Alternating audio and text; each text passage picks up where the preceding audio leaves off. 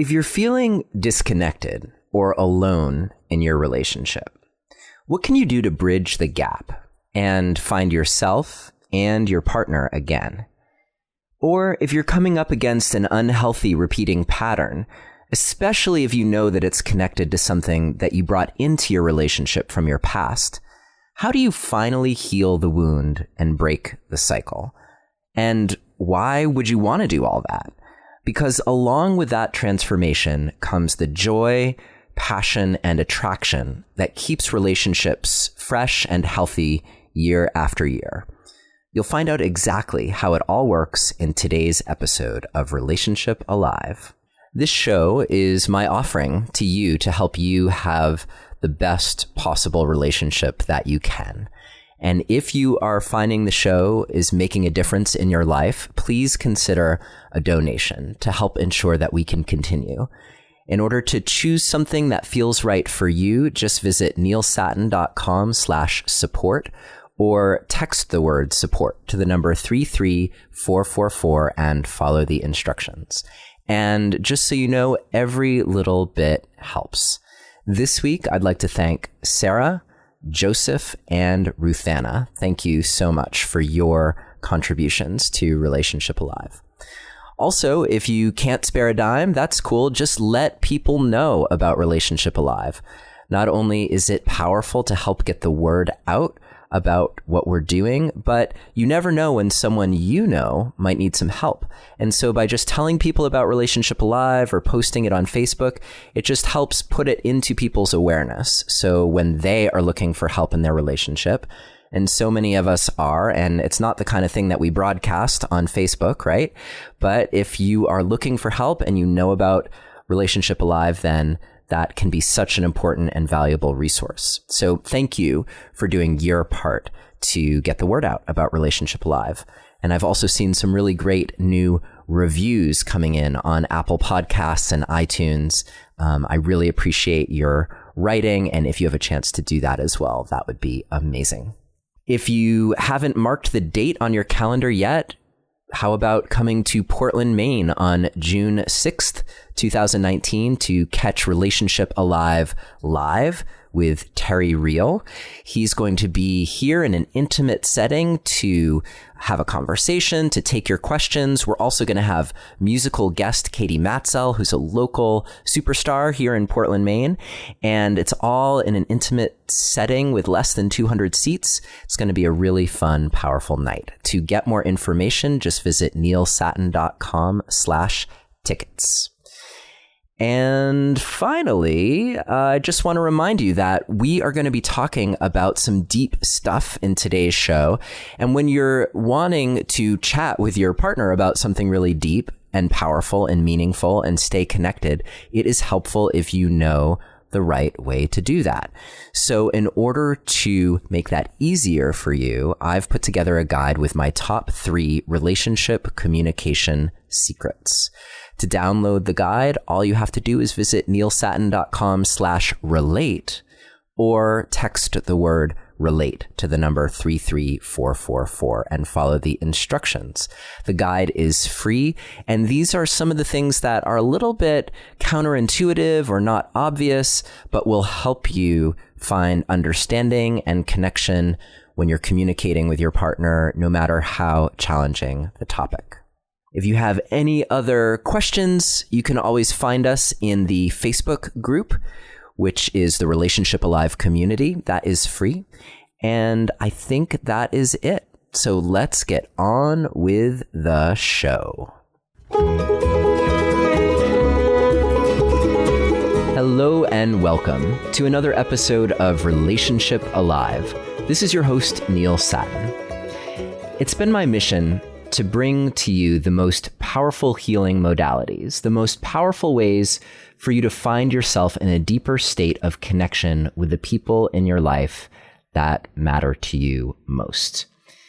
And so not only am I trying to bring to you what I consider to be the best of the best, but to also be adding to that list of best of the best with new modalities that we haven't explored yet. So you may have heard my episode fairly recently with Diana Fosha, episode 176, which was all focused on AEDP, Accelerated Experiential Dynamic Psychotherapy. And even though that's a mouthful, in its most basic form, it's about helping us heal the attachment wounds and traumas, the things that get in the way of us having the richest experience of life that we could possibly be having. It's important stuff. And of course, my goal for you is that you can not only access that, but that you can also bring it to your relationship. So in order to dive more deeply into this topic, today we have an amazing guest with us. His name is David Mars, and he is the creator of AEDP for couples. His work is focused on helping you overcome the aloneness that you can sometimes feel even when you're in relationship, and the way that your deepening connectedness can help you heal the attachment traumas at the heart of the ways that we disconnect from each other, even when that's the last thing that we want. In preparing for this conversation, I've had the honor of being able to watch David work with couples, and it's been so powerful, not only to see him working with couples directly, but to also see how he trains therapists in using this powerful modality. So I'm really excited for you to be able to experience him with me here today, and to get more of a sense of how this approach to healing some of our deepest wounds can actually be this amazing, life-giving, joyful burst of experience that you can then bring into your relationship. Now, that might sound like a lot for an hour-long conversation, but I'm pretty sure we'll get close. So as usual, we will have a detailed transcript of this conversation. And in order to download that, you can visit neilsattin.com/Mars, M-A-R-S, as in David Mars, today's guest. Or as always, you can text the word passion to the number 33444 and follow the instructions. David Mars, welcome to Relationship Alive, and thank you so much for joining us here today. Thank you so much, Neil. I'm so touched by your introduction, and I'm just so aware of your dedication to watch all 4 of these 3 DVD sets of video training, and just so happy to have this honor of talking with you and with our audience as well. Well, it's great to be here, and I appreciate your generosity in giving me access to your work. And as people who are regular listeners of this show have hopefully come to know, it's so important to me to be able to have that level of familiarity so that we can dive more deeply. And, you know, otherwise we could talk for an hour about how you came to be an AEDP therapist, but I want to go more deeply into what you do in ways that also are in context of other conversations that we've had here on the show. So, for example, we spoke to Diana, so you don't need to give us the full rundown on AEDP. We may do a little bit of that just to bring people up to speed. But if you're watching or listening to this, then I invite you to also check out the interview with Diana Fosha, which is really powerful, and where the AEDP part of the work originates. Yes. And David, you mentioned to me that you were a couples therapist for 30 years before coming into the AEDP realm. Yeah, yes, it's starting in 1975. So it's 43 years. It's hard to believe. That's true. Yeah, that's amazing. And let's just say that I was 1 year old when you first started. That's right. I should say that my beginnings with psychotherapy and couple therapy was really also working with families and with groups, and it's a lot of aspects of work that was beyond couples alone. But the couple therapy has always been my strongest affiliation and connection, and my favorite work to do, partly because it's so darn difficult to do well. So it keeps me growing through these 4 and a third decades, and continue in my personal relationship also with my wife of 35 years. It's so wonderful to be with her and to see how what I learn and she learns, because she co-teaches the work with me. Karen Pandermars and I teach together. And being married together with a 19-year-old daughter and a 46-year-old daughter from a previous marriage really gives me a sense of the meaning, a deep meaning of how it is to be alive, how it is to have love be a guiding force and a guiding principle for how to be making decisions and how to exist even in conversation. In terms of as we think about the landscape of what's possible in the couples world, what was it like for you, even having been a therapist for 30 years, to discover AEDP? And just, can you give us a glimpse of like what that brought to you and what that's brought to the way that you've seen your work unfold with couples? Yeah. I want to give a little context. In the decades before finding AEDP, which was 13 years ago that I came to AEDP, I had done work that was very related to AEDP in process work through Arne Mendel, and in respiratory psychophysiology, meaning the knowledge of how the breathing and the body correlate. And I would, for 2 decades plus, would use monitoring equipment, computerized and very accurate monitoring equipment, to look at breathing, heart rate, hand warming, muscle tension, etc., of the couples that I worked with, so that I could see how they're being affected by each other. But even more important, they could see how they're affecting each other and realize that, for example, if I'm a man who speaks to his heterosexual wife in a way that's very firm and strong and sharp and clear and as expected of me at work, but when I see that her hand temperature drops, her breathing rate increases, her heart rate increases and becomes more agitated, and I find out that, wow, that strong masculine way I have of speaking actually turns her off rather than on, except for stress arousal gets turned on, but not her closeness to me. If I'm that man, I can learn to speak more kindly and softly and firmly in a way that's more meaningful and sourced by my own experience rather than my judgments. These are very powerful. And in these decades that I had worked before finding AEDP, I also was very much oriented toward positivity and would have to be kind of apologizing sometimes because people would find that over the decades that positivity wasn't really regarded yet as being optimal for psychotherapy. Many people felt that going darker, going more into the harsher aspect of life, or scream therapy, or whatever it would be in the 80s, for example, or 70s, was really more important than the attending to love, to kindness, to a feeling of really modulating harsh impulses and speaking even when angry about what is really meaningful, what you really want to be understood about, where I don't take my hurt, quote, and hurt someone else with it, but rather maybe choose a more vulnerable side of feeling sad, which is a part of hurt, feeling sad that I'm hurt and angry that I got hurt. But if I go with the sorrow, then the partner is much more likely to come close to me. So that preceded AEDP. What was different with AEDP in 2005 for me was that in meeting Diana Fosha, within the first 20 minutes of her presentation, I knew I wanted to study with her and work with her and come to New York and get trained by her with my wife, Karen Panomars. And in going to New York, I found that I was able to share video of my work even during the first 5-day training called an immersion course, and had that thrill of experiencing the cohesion of how I've been working with AEDP, but also the organization of AEDP's scientific principles, the ethic of neuroscience in particular, the understanding about attachment research, which has been immense in my life since, to understand how attachment research informs me and helps me as a person and as a therapist, and also Diana's person, her remarkable intellect and genius, really, and kindness and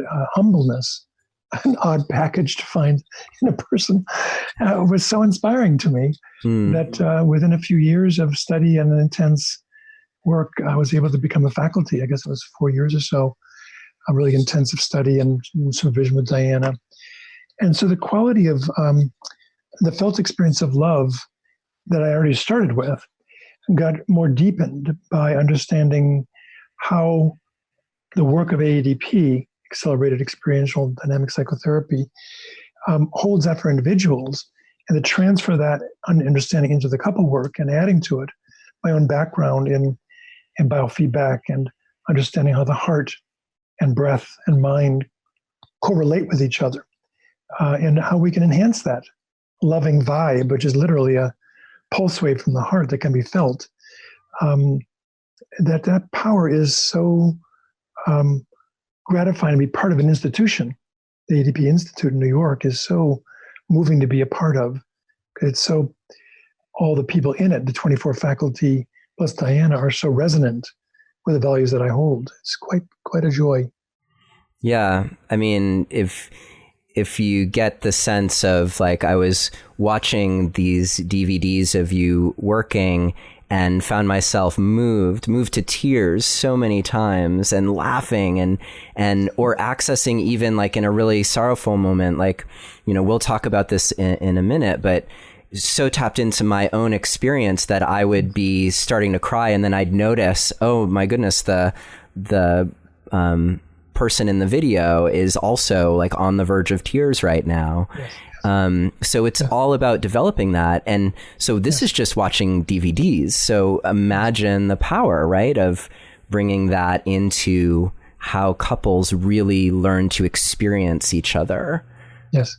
So it's not like glimpsing that level of positive affect, but also like living there. Yeah, I so agree with you. And I just saw a couple last night, for example, where the couple came in with a dynamic, actually, like the one I described, of a harsh speaking pattern in the male in this heterosexual couple. And the woman being quite well-meaning, quite dear, very sensitive, very permeable, and not used to being talked to harshly on how she was raised. So for her, it's shocking to be disrespected. But for him, he grew up with a lot of disrespect and a lot of challenging behavior from his elder brothers and lack of protection from the parents. So for him, harshness is part of a defense structure that is survival-based. And as he lets go of it and becomes more kind and loving with her, I was able to say to the couple, you know, I just see how much progress you're making between sessions, how many great examples you've given me today of how I see you becoming more loving with your wife. And she's responding so warmly. My thought is, let's just shorten the session today. I can see you doing the work in between sessions, and you can see this video recording of the session and rehearse it at home. And he said, I'm so glad because I'm exhausted. I would love to go home early.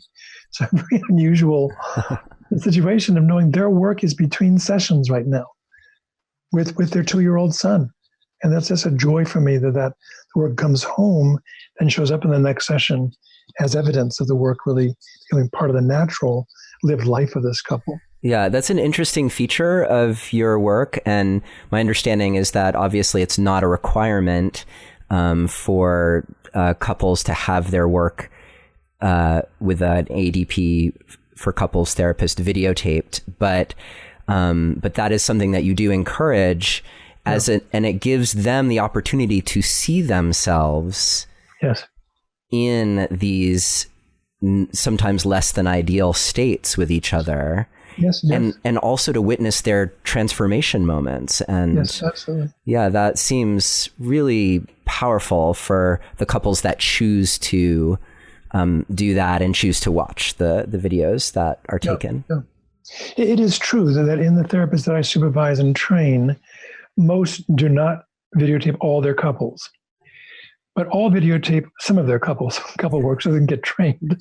And for me, I videotape all the work that I do. And I'm so joyful that my couples that call, I let them know over the phone. That's how I work. And for me, my first experience of video being used with me was in 1970. And I got to see myself several times a week on video as part of my undergraduate training, interacting with others, trying to solve problems, and seeing how my brilliant idea, when expressed in a certain way, would shut down the conversation. When another way, I could be more humble and come forward in a more soft way, a more relational way that would bring the conversation up, and all of us would rise together, like the tide rises, lifts all boats. So I got to see in 1970 how that is, had that blessing. So for now, all the way to then, I have this continuous relationship to video as a way to enhance learning and to help people understand how the reflective function can increase. And the capacity to reflect on oneself accurately is a direct relationship to secure attachment and developing more earned secure attachment. If I know actually how I am being and I'm aware of myself, I can be aware of you. Am I being aware of you and me together? I can become more attuned. And this attunement is so precious because without it, it's like driving a car around with newspaper glued over all the windows and not knowing where one is going. It's so important. Yeah, that reminds me of really learning any skill and the process of myelination and how important it is to slow things down in order to get to a new place. And I think particularly around self-reflection, that's something that it's not easy to, a lot of us don't learn that as we grow up. So I can see that videoing process as a way of actually slowing down the circuit and bringing people into that cycle of self-reflection in a way that would eventually accelerate and become just part of how you operate from practicing it that way. Yep, thank you for that. And in attachment research, it's very clear that when babies are reflected by their mothers, by their fathers, and they are shown that they exist and recognized in a harmonious way that's reciprocal, that goes back and forth, and it's contingent, where the baby's response and the loving parent's response are in harmony with each other, and there's a conversation called a proto-conversation before speech, that baby learns, I am safe, I am loved, I am delightful, and I'm with delightful people who delight in me being delightful. It teaches that love is a guide as opposed to fear being the guide. And it's a powerful, powerful example of reflection.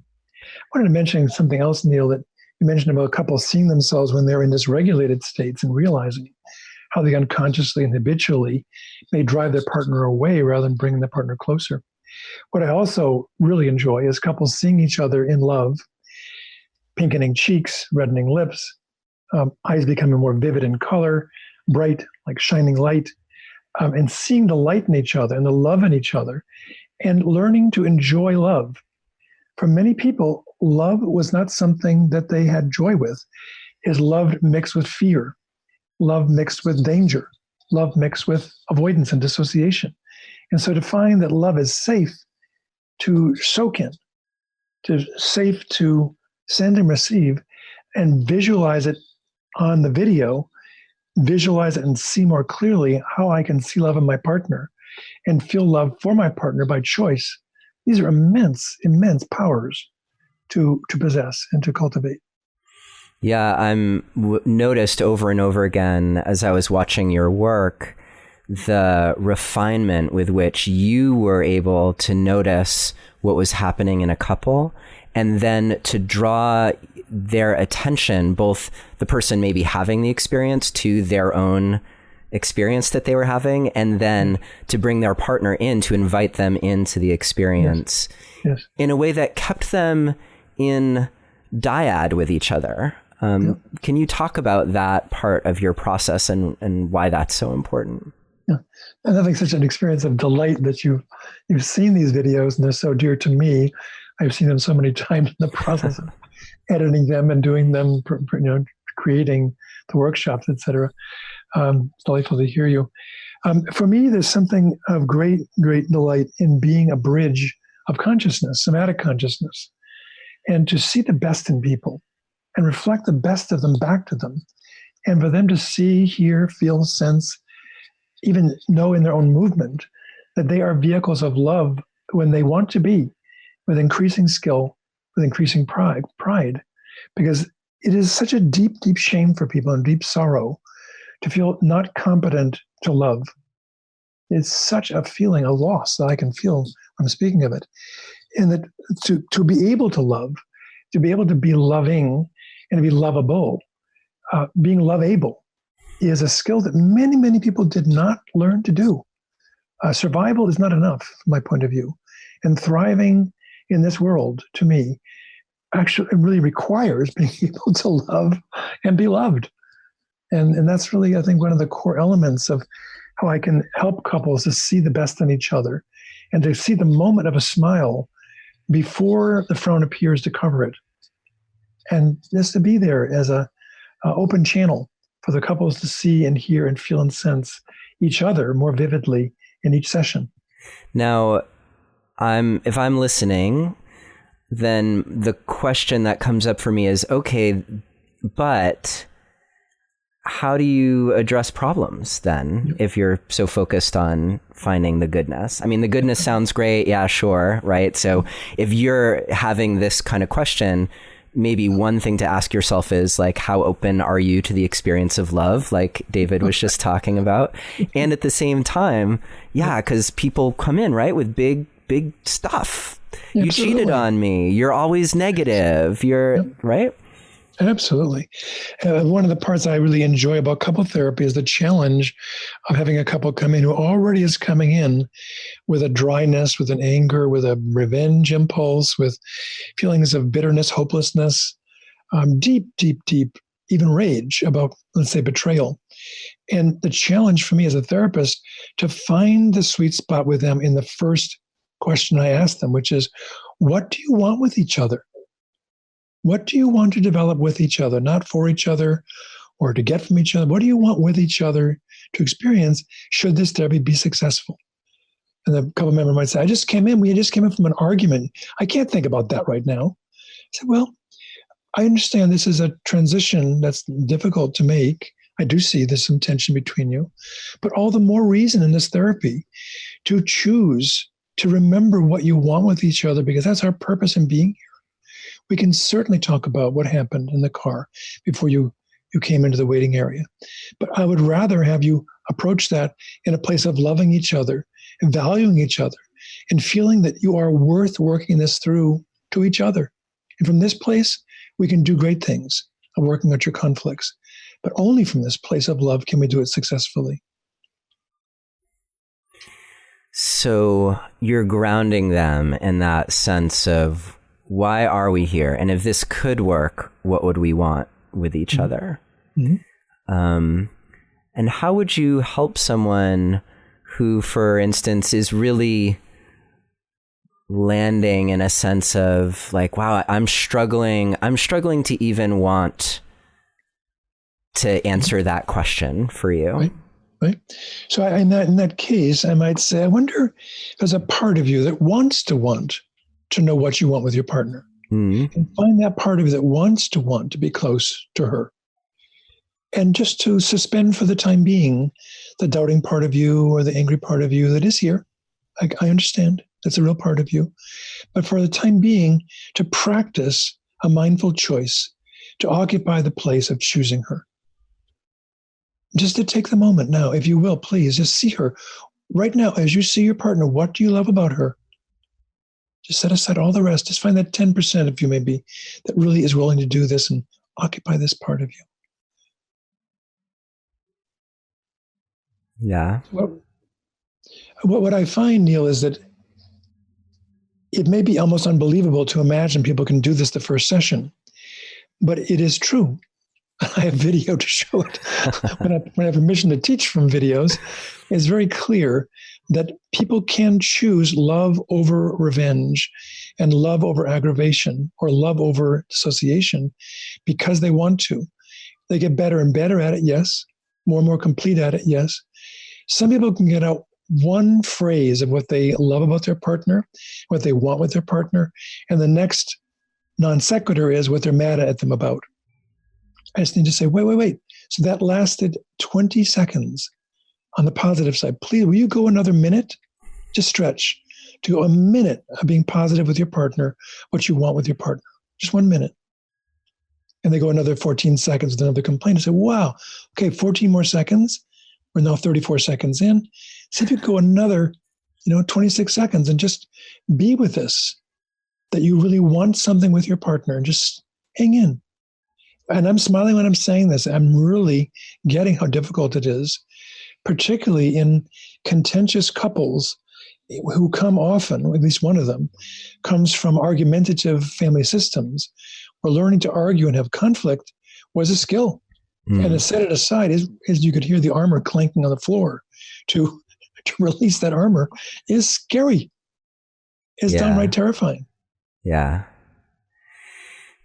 Yeah. And what I love about what you're offering is the way that love and tapping into that energy gives people the strength and safety to then visit harder places. Yes. Because I definitely saw that, right, in your work, that there were times when one member of a couple would get to this really vulnerable place and offering something, and then the other person just like, and you even, as you're watching it, you're like, what do you think's going to happen right now? And of course, what happens is it's like, is that love received? No, it's met with some harshness or disbelief or doubt. Yes. And something that I'm curious about is your ability to hold the love and the vulnerability that one person offers. And I think this is a valuable skill as a therapist, and also like in relationship, to be able to, for instance, hold that you're offering something that's vulnerable, and at the same time to be met with a no from your partner, a refusal, and to allow them that experience without it necessarily sending you into a shame spiral, or, dorsal vagal response. So how do you see, like, how do you hold that dynamic as a therapist? Because I was impressed by how powerful it was to honor, like, it's okay that you're resisting this love right now. Like, I'm not going to force you to accept it absolutely in this environment, even though that it's probably what you think I want you to do. Exactly. That's very well put, Neil. Yeah, it isn't about compliance. It isn't about love your partner because I'm saying you should. It's much more really to remember, for example, in the that volume 1, volume 2 from New Jersey, the 30-year marriage DVD set that is a 2-part set, that when Joanne is refusing Mike's overtures to being loving, and at a point she says, I've had 30 years of difficulties with you. I am not going to simply just collapse with my upset with you just because you're nice to me in the session. I'm still mad at you. Yeah. And I have a right to be, and I'm not going to just set it aside. I'm really, really hurt and lonely, and you haven't gotten it, and I want you to get it. Of course, the way she does it puts him to dorsal vagal again. But I just love that her assertion is so clearly based in her sense of her rights to be a person who has truth with self as the first prerogative beyond behaving herself with her partner and complying with me or her husband. And her ferocity, I think, is really an essential response to being deprived of having rights all through her life growing up. Yeah. So it was she taught me something there in that, because the way it went on, it was like a 13 session series of sessions. It wasn't a super long treatment, but it was one that sometimes felt long to me, because the setbacks were almost every session. There'd be some part of her that just needed to be mean to him and thump him one, not physically, but with contempt. And I would just go, wow, okay, ouch. That actually hurt from over here. And that kind of transparent response would often bring humor to her. She said, oh, that was really sharp. I don't want to be that aggressive 16-year-old right now. I'm sorry. And she'd apologize to him sometimes. It's that sub-part of self that really wasn't quite in her conscious knowing, that would sometimes reach out and do something of an ouch to him. Yeah. In the sweetest, most vulnerable moments. Yeah, so much here to unpack. First, I love that you incorporate that notion of multiplicity and parts that are operating. We've had Dick Schwartz on the show to talk about internal family systems, and also Toni Herbine Blank, which is her incorporation of that into couples work. So I find that to be so helpful in people being able to give a voice to the more challenging aspects of their experience, but in a way that keeps a healthy distance from it, while at the same time honoring it, so that they are not becoming it. So I love that you've incorporated that into your work. And I also just want to give some context to everyone who's watching and listening that so David is talking about this two-part DVD set. So it's actually 6 DVDs that are this couples conference. And in it, there's they show video of David working with a couple, and this couple had been together for 30 years and they were on the brink. The woman partner had had enough. She was done with things being the way they were. And I often get emails from listeners like, I've been married for 30 years. Is there any hope for me? I think I literally got that email like 3 days ago. So one, yes, there is hope for you. And then we get to watch over the course of 15 sessions, how they progress together. So it's not like an instant fix, and it's also not an unenduring length of time that it took for them to achieve like a lot of progress as a couple. Yep.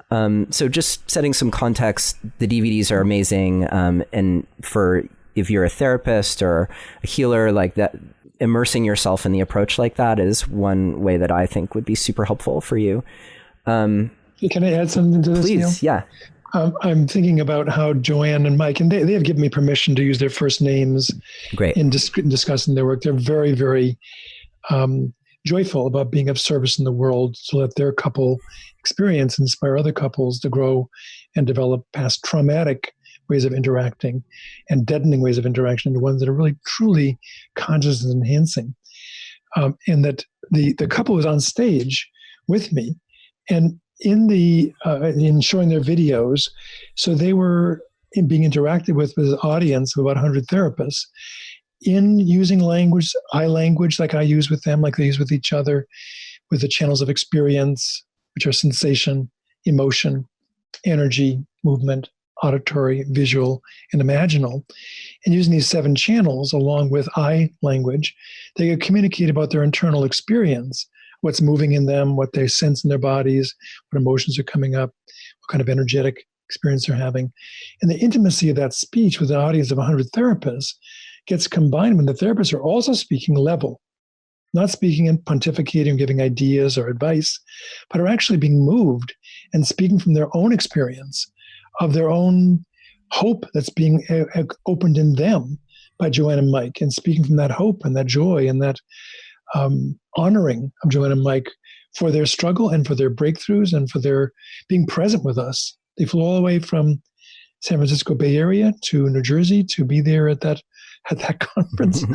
That's just quite a statement of their dedication to want to transform. Yeah.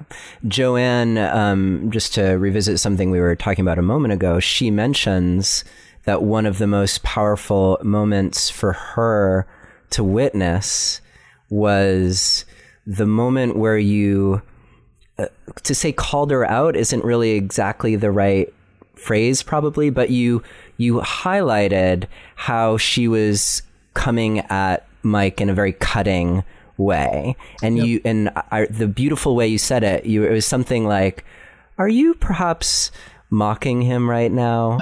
Like, but you said it in a way that wasn't like at all, talking down to her. It was just like, I'm inviting you to ponder, like, was that maybe mocking him? And she spoke to just the impact of like, oh my goodness, right. I am doing that. And that is, as you mentioned, not what I want to be doing. Yeah, that's huge. That's huge. And I love this part about, tapping in the middle of my forehead, the orbitofrontal cortex, the third eye, in more mystical traditions. The orbitofrontal cortex is this senior executive that chooses how to be relational, how to be conscious, or it can lay relatively dormant. But if we're really actively choosing our partners in an atmosphere of love, choosing to want to be with them, or even to want to be with them, as we mentioned earlier, to find the parts of us that are really open to moving away from argumentation and toward really saying, what do we want to be understood, as opposed to going for revenge or for an impact, to go inside for understanding is a major, major shift in consciousness. And it's an invitation to be recognized for the depth of what one wants to say and to bring the partner closer, even though it could be in the context of conflict. It does not have to be in the context of conflict. Because I can speak about the part of me that wants the closeness. I can also say how I feel saddened that I'm not reaching that. And particularly for a male in this world that I live in, to be soft. The one that I grew up in my family was not such a wise strategy. To be tough, to be resistant rather than resilient. A lot of what I learned. And now, in these many years of decades, really, of practice, how to be soft and responsive is such a joy in marital relating because it's so conducive to being understood. Yeah. Yeah. For me, what comes up is this vision of true responsiveness. Yes. Like the more, what I particularly love of the many things in AEDP for couples is how you're bringing people more and more online into their present moment experience and all the different channels. You just named the different channels of experience. We can maybe talk about that a little bit more, but as a way of enhancing how you show up in the moment. Yep. So when you say softness, what I feel is my own like, oh yeah, it allows me to take in the world, to take in my partner. Yes. And to not be bowled over by it, but also to really respond to it. Like I don't have to push back at it. I don't have to react to it. I don't have to shut down, typical fight, flight responses. I don't have to do that because I'm learning how to field it in the moment. David, we have to take just a quick break to talk about this week's sponsor. And I'm excited to tell you about them because they're a new sponsor for Relationship Alive, and they have a unique date night option for you, especially if you're close to a major metropolitan area. Their name is Sweet Hop, and what they offer is really different. At venues and arenas across the country, games and concerts take place, and sadly, often the luxury suites sit empty or half full because they're simply not available to you and me, not as easily accessible anyway as general admission seating. Have you ever wondered what it might be like to actually take in a concert or a game from one of those luxury boxes? Well, now you can actually have that experience because Sweet Hop allows the owners of those luxury boxes to sell tickets to you so that you can have that experience. The luxury suites and VIP box seats are typically available in groups of 2 to 8 seats, which is perfect for a date night or groups of friends. And they usually include access to luxury clubs, exclusive bathrooms, which can be really important at a large event like that, and VIP entrance to the amphitheater. There are usually really, really good seats for a show. And along with having plenty of space and no sweaty drunk people landing on top of you, at least sweaty drunk people unknown to you, there are also fabulous food and beverage options that can help turn this regular concert or event or game into a luxury experience. On the Sweet Hop website, it's super easy to browse the list of events or games in your area, or to simply pull up a venue and see everything that's available for that particular place. So if you're looking for an extra special date night option that your partner definitely won't forget, check out Sweet Hop.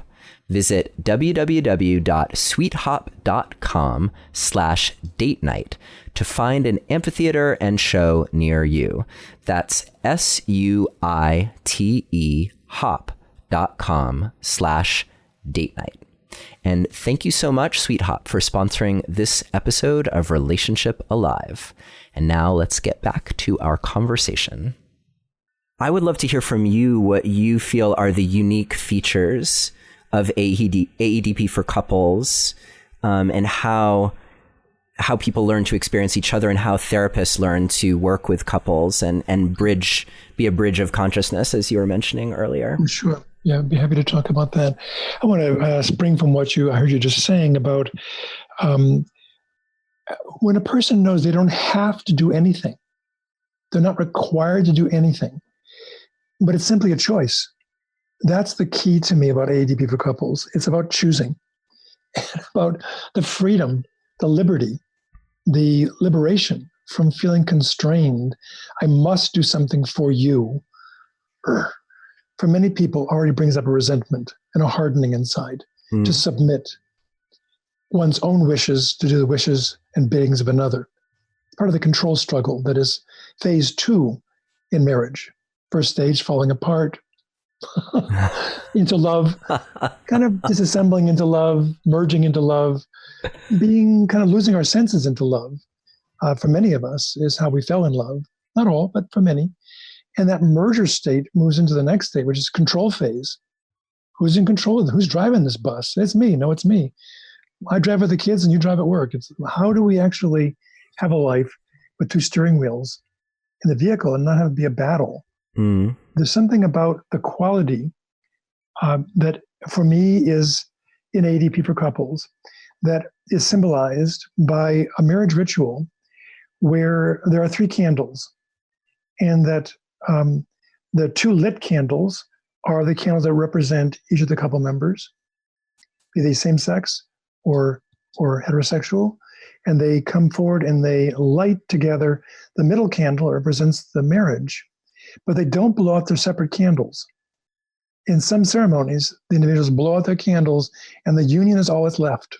This is a major problem. It gives me chills to think about the fate of that couple that gives up their individuality to become merged into one.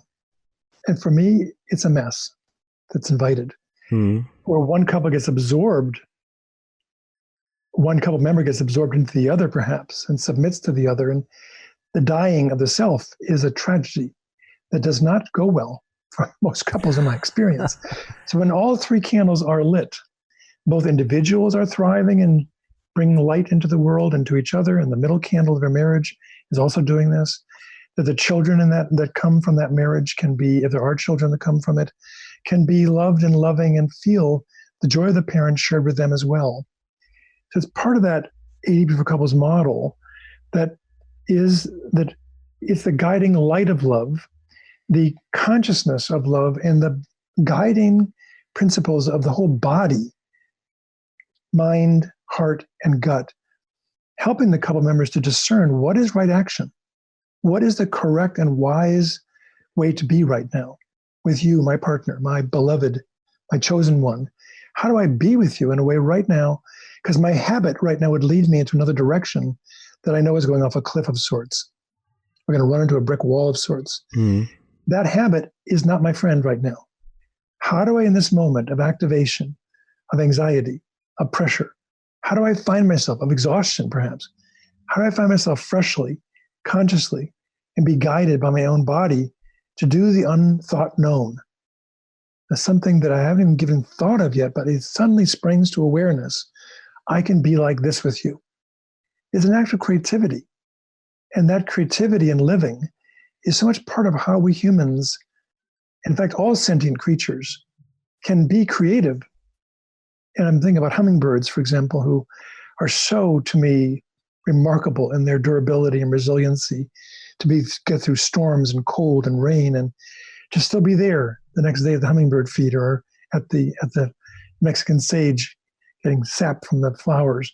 How they do this is a miracle of their, to me, divine nature, to be following their own guidance, to know how to raise a family, how to be directionally wise, to go where it's warm, to go where there's food. This is part of what the research of Northrop and Panksepp brought forward before Panksepp's untimely death in his last year. The transspecies neurobiological core self. And this is a consciousness that's in living beings that is not just the high brain, but is in the subcortical areas as well, that guides us toward wise choices. And it's tapping into this that AEDP for couples is specialized in, tapping into sentience and the knowing of the self that's biologically corrective and overrides early defenses and early habits that are not necessarily helpful. They're just habits. And I want to say one more thing about this. Part of my joy is seeing couples take the best of each of their lineages, the best attributes of what they learned through modeling through their parents, through being raised and often surviving in that home, that are true strengths. But there simply don't need to be all the space junk of everything else that their parents brought through their unresolved trauma that can be moved out of the backyard of this couple's lives and just cleaned up. It does not need to be that the replication of trauma is what the couple has to endure together, but rather the healing of trauma through kind firmness, through the clarity of mind and heart that are really dedicated to having a life that really thrives. That's really the core of AEDP for couples. Yeah, I'm thinking of a couple things. One, like a really kind of broad concept, and one like a very specific thing. The broad one being what we spoke about in the very beginning of our conversation, that the work is about accessing those core states of being, mm-hmm. and how we bring them to each other. And along with joy and sadness is your lust and sexuality. Yes. This is the work you were just referring to. Yes. And your ability to bring all of those things online is related to your ability to shed your defenses and your defensive states, not in a like laying yourself bare kind of way, but in a practicing new habits of interaction, new habits of handling big emotions, which also seems like something that AEDP and AEDP for couples is really strong at helping people with. Yes. Yes. And then the specific thing that popped into mind is when you ask people, how do you know that you're having this experience? Right. Can you talk a little bit about that question? Because I think it's such a lovely invitation to bring people in more into their awareness, and also to combat the projection that so often is happening. Very well put, Neil. Yes, rather than operating by projection, which is projection is necessary if you don't have sufficient information on what's going on. And projection is not a bad thing. It's just that it's sort of inaccurate often. It's approximate, and often has our own stuff laced into it. And it's very confusing. And sort of it condemns the other person. If we follow projection as our way of understanding our partner, it condemns them to having our internal material put on them rather than really seeing them truly for who they are, which is very lonely to live like that. Right. So for me, one of the beauties is when couple members have an experience of discernment, of noticing, oh my gosh, my partner right now is smiling at me. I could have totally missed that had my therapist not pointed it out. She's smiling at me, and I love her smile. And I'm suddenly realizing that her eyes are bright. She still has a light in her eyes, even though I was just being dissociated just then. I lost track of where she was in the room even. Lost track of the fact she was actually here. And I was just talking to myself in a way. And that moment of seeing more clearly in the foreground awareness that my love for her is in my heart, and I can actually feel heat in my heart. And then this is a quote from a session where the man says, "This is weird. There's heat in my heart. It's so weird." And she says, "I've been waiting for you to say that for 23 years. I am so glad to hear you have heat in your heart looking at me when I'm smiling at you." And then he says, "It's actually more like warmth. Like, it's so weird." And I could just, it brings tears to my eyes to imagine a lifetime of his life before meeting her, and then 23 years later, that she's still waiting for him to feel her warmth in his heart and know the warmth is real and he can trust it. And therefore he can trust her and relax his defenses against her hurting him or being less than.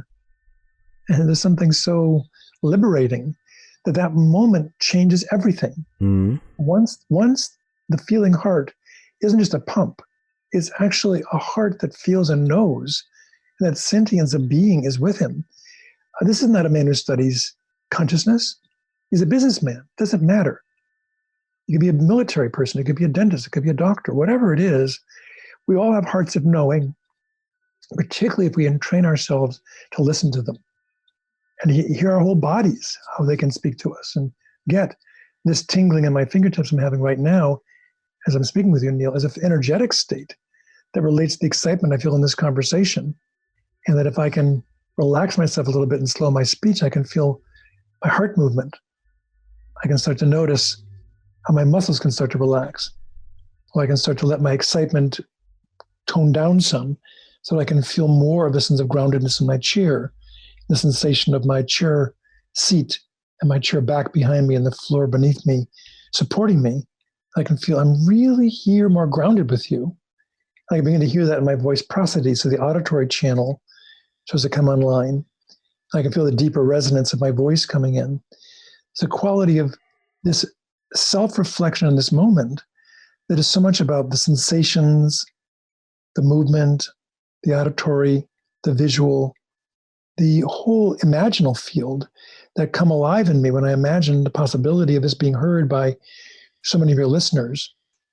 And there's something about that awareness in any moment for any couple member's life, any therapist's life, to know I can choose right now to get more grounded and connect more deeply with myself simply because I want to, is a great freedom. So this is so powerful, and I want to spend just a little bit more time here.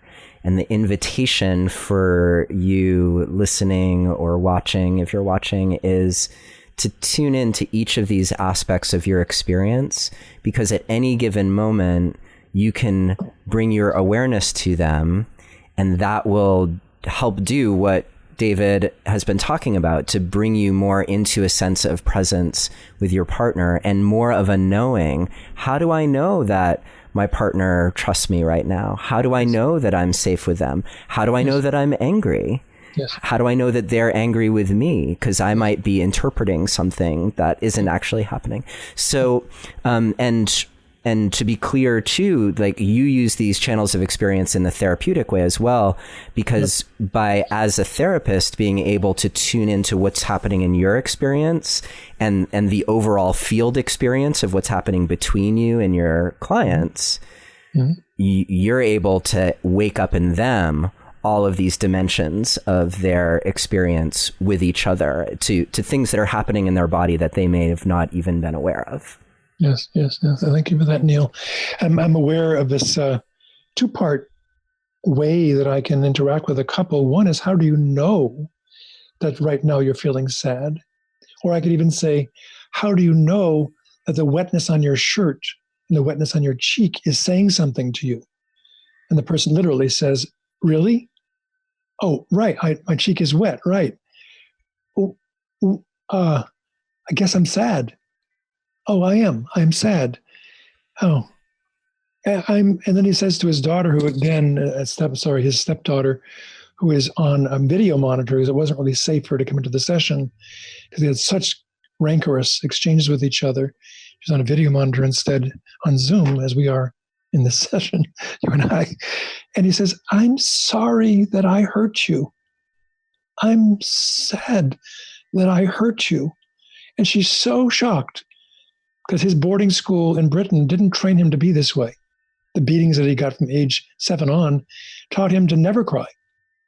And the tears are leaking out unbidden, unknown, until he sees them on his shirt and he sees them and feels them on his face. And suddenly it brings chills into my legs and my back to feel the power of his being able to apologize, that totally shocks his wife, that totally shocks his wife of 22 years, totally shocks his I guess she would be stepdaughter. And she begins to weep, just weeping. And he's weeping and she's weeping. And her mother's weeping in this couple session with the daughter there, who's 43. And they were all with tears, and the feeling of the mercy of this breakthrough, based on him first seeing the tears on his shirt, answering the question, what do the tears want to say? How can you tell what the tears want to say?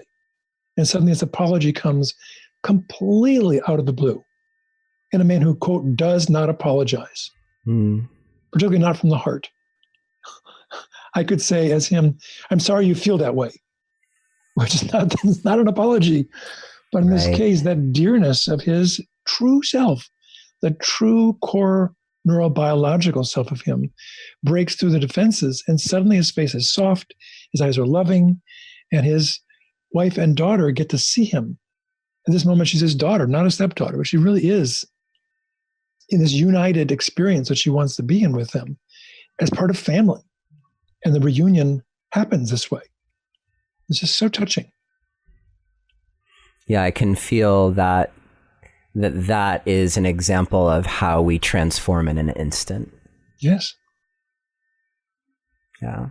This is very true. And can you highlight, because we've gone through them quickly, but can we just spend like maybe 10 seconds on each of the channels of experience so we can all really take in what they each are?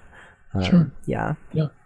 So sensation right now, perhaps I'll just say the sensations I can notice are a fine hum that I feel throughout the surface of my body, the sensations of the hairs at the back of my neck, the sensations of my muscles becoming more relaxed, the sensations of my vocal cords and my voice again slowing down, the sensation of the resonance in my chest as I'm speaking. Great. And the auditory channel linking with the sensations that validate that what I'm feeling in my vocal cords and in my chest vibration is related to the pitch of my voice dropping.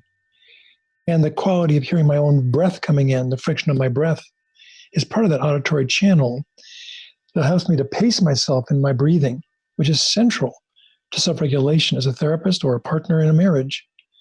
And the quality of the tonal, slight raspiness of my voice, the graveliness of my voice that drop in, for me is part of the feeling of gratitude for the grace of being with this couple that I just spoke of from last Thursday.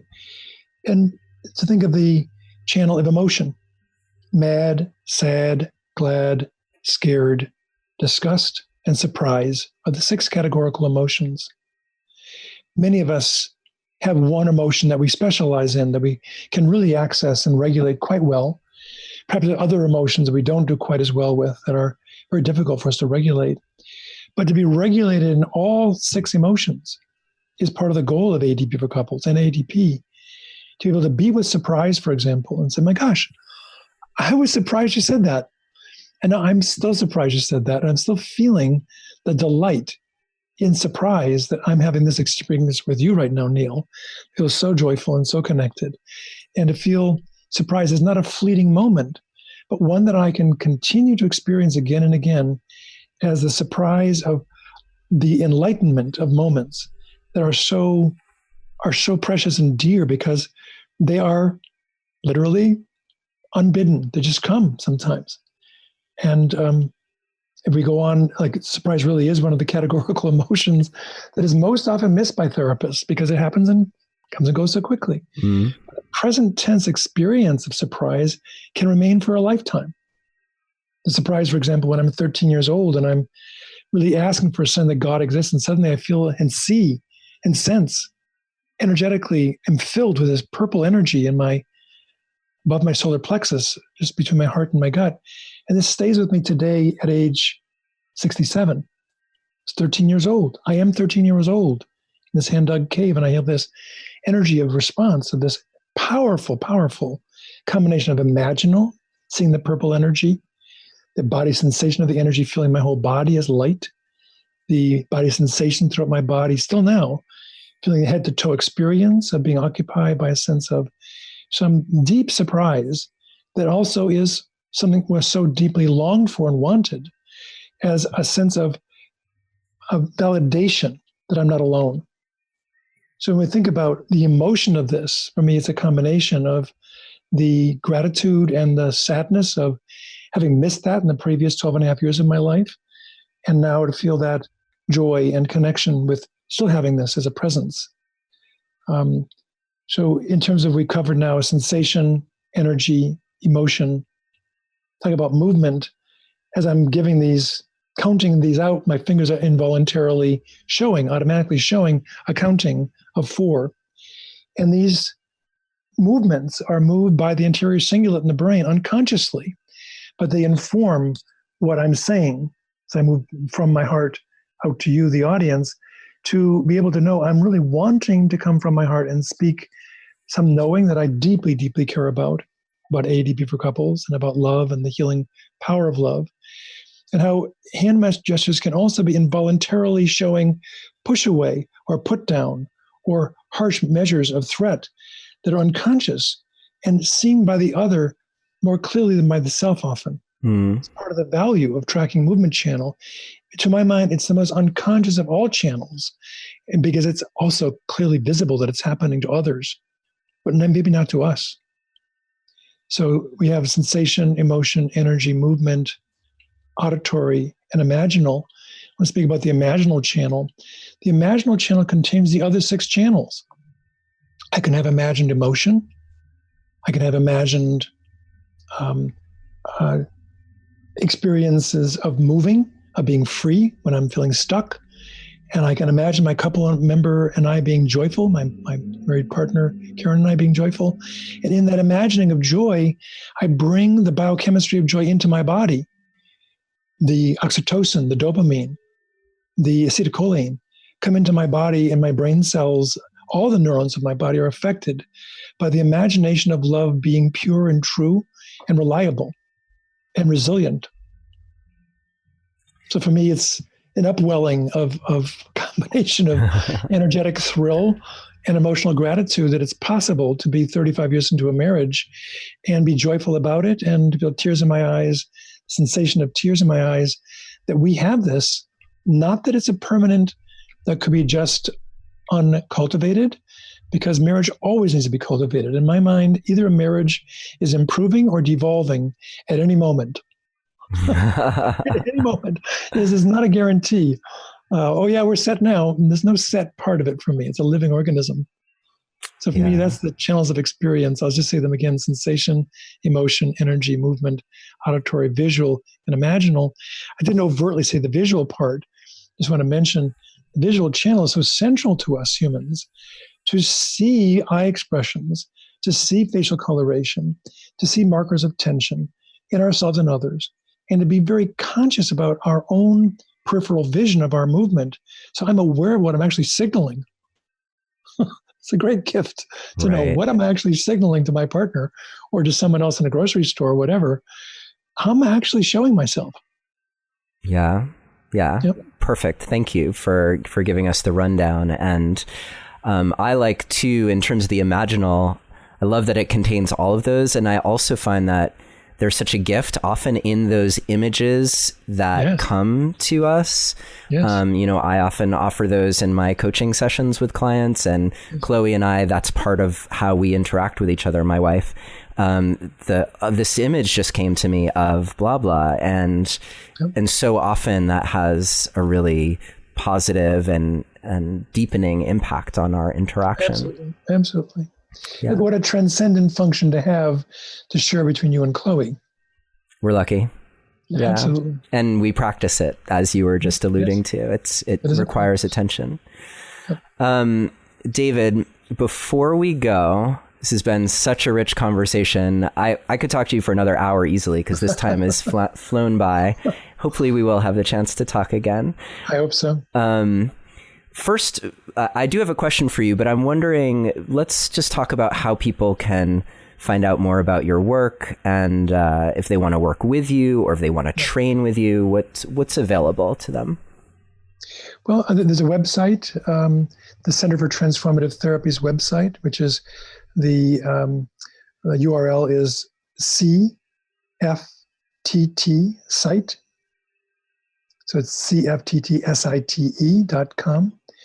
And also the AEDP Institute site, AEDP Institute. Both have programs of training that I'm giving. There's a 5-day program in Cape Cod that will be happening this summer, and also in July, and also one in Vancouver, Canada. There'll be happening another 5-day training in Vancouver in June, and also other workshops that I give that are local and international that are ongoing that'll be on their websites. Also, I give intensives for couples that want to fly in to have a weekend intensive, and also group work where a group can come together and decide they want to fly in to work with me or fly me out to work with them to facilitate group work that's transformational. And that's direct delivery to people that may want that. Couples groups, for example, can fly me in, or religious organizations, church organizations can find me in. And the power of the work is so joyful to deliver, because in a day or an afternoon or 2 days, so much can happen that really changes lives in a forward-moving way. You mentioned coaching, Neil. I'm so glad for that, because it's something that is so important in the world, to have this capacity, not just psychotherapy to work deeply, but also coaching to work deeply. Thank you. And we will have links to your sites on the show notes for this episode. And as a reminder, if you want to download the show notes and transcript, you can visit neilsattin.com/Mars, M-A-R-S, which is David's last name. Or you can text the word passion to the number 33444 and follow the instructions. And David, I'm curious, do you have time for one more question? I do. Okay, great. I do. There are actually so many more, so it's challenging for me to pick one. But I'm curious, so many couples who listen to this show, so many are married, many are not married. Yes, yes. And I'm wondering, there's something about being married, obviously, that elevates our levels of commitment to each other, yes. Most of us. How do you work with couples who aren't married and who are in that dance around like, I'm not even sure, they could be asking the very same questions that a married couple would be asking, like, are you the right one for me? Do I still want to be in this? Wow, this is really hard. Part of me has a foot out the door. Is there something extra that you bring or that you would invite for a couple that's not hitched as a way of helping them actually stick with the work that's required in order to figure out maybe those questions that they have about each other? Yeah, appreciate the question. The DVD set called Infidelity, that is about trauma treatment and a case of infidelity, was of a couple that were not married, and they are still not married. They're still very deeply connected and committed and having a joyful experience of relating to each other. I just saw one of the couple members just in a restaurant just recently, and she was quite radiant and very grateful for the work, which happened 5 years ago. We're not doing the work anymore, but it's still living in their lives. So the marriage part isn't required, but it certainly does help from my point of view for many, many of us to have the commitment of marriage, to have that knowing that my partner is with me in a way that has some kind of a substance beyond our decision-making unto ourselves. And for me, when I've a couple I'm working with now that is actually not married and they have a child and they're in the process of dissolution of their living together due to some pretty ingrained issues that they're not remedying. I've only seen them twice, but they came in really this direction of unlinking with each other, but keeping, of course, the responsibility of parenting. And for me, it's a major joy in my life and a major piece of meaning to see that even couples who have never married can be deeply committed. Even couples that have a child and who end up not continuing to be in a relationship can be loving parents of that child and can be wonderful co-parents even without living together, even without being married, but can still be in that place of that child coming up with strong earned secure attachment. If they haven't got secure attachment already, they can develop that secure attachment over time by living with parents who are growing and transforming themselves. And so for a couple who's, let's say, they're maybe a little bit more in, so they're not actually dissolving, but they don't have the we're married to rely upon. Is there a way that you invite those couples to find safety, the safety that's kind of inherent in a marriage vow? Because I know, as you just mentioned, okay, we're in this, we got married and divorce, as common as it is hard and challenging and requires a lot to make happen. That's right. So yeah, how to deal with the paradox of safety in a relationship where they haven't spoken vows with each other. Yeah, exactly. Yeah, I mean, for me, I want to give the example of polyamory, which is, for me, one of the most challenging ways to be in a relationship that exists on the planet. I know many people are very keen on that, and it works for them, but the couples that I've known who have done that work of polyamory, it's a very, very complicated process. And for me, the safety experience is really, in many cases, about how securely attached is this person to themselves. Great. How able is this recent song lyric I was listening to of an old song? And I know you won't let me down because I have my feet so firmly on the ground. And that's, in truth, we're all vulnerable to having our hearts broken, no matter how strong we are.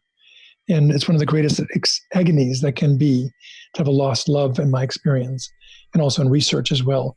But to be able to feel the truth of one's words is real, and that one's actions and one's words match, to me, that's part of the integrity of married or unmarried, whatever it is, that can help couples to feel truly safe and truly believable and believed, is to really make sure that our actions and our words match. Our apologies are followed by corrected action, not just words that sound good, but actually a commitment to live differently. Yeah, and a commitment to be in that process of the experience of earned secure attachment with your own being. And I've seen how that even changes what people ask for in relationship. I've experienced that myself. I've seen it in others. So yes, that I think is a great way of confronting that. Like, well, I'm always safe in me. And then I can bring that into however complicated this situation is to try and resolve it for the better. Yep. Wonderful.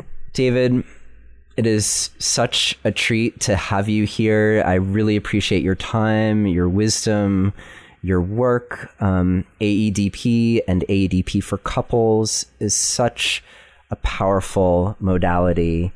And I'm really delighted that you were able to be here to share with us. And I hope that for those of you watching and listening, that your curiosity is piqued and you're going to seek ways out of experiencing this for yourself.